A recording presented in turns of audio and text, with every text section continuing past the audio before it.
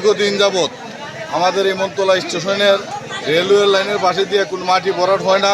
Sleeper, British আমলের sleeper দ্বারা rail চলছে এবং রেলওয়ের যে দুর্বলতা এবং লাইনের পাশে মাটি নাই, পাথর নাই, স্লিপার দুর্বল, সেই কারণে হয়তোবা এই দুর্ঘটনা ঘটতে পারে।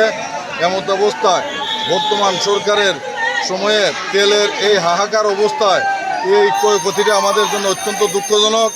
রেলওয়ে কর্তৃপক্ষকে অনুরোধ করব আর দ্রুত ঢাকা সিলেট এবং সিলেট চট্টগ্রাম রুট যেন তাড়াতাড়ি এই চালু করে দেন।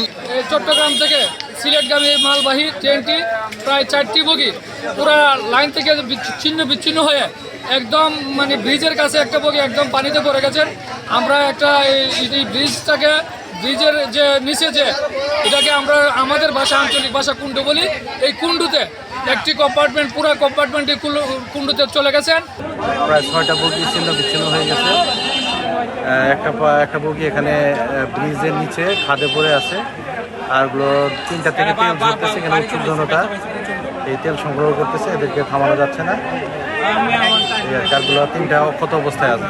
নিরাপত্তা রেলও নিরাপত্তা হয়নি, আমরা দায়িত্বে আছি। আমরা 3জন আছি এখানে, 3জন গ্রাম থেকে আমরা স্কট ডিউটিতে আসছি। আমরা সেই 3জন আছি।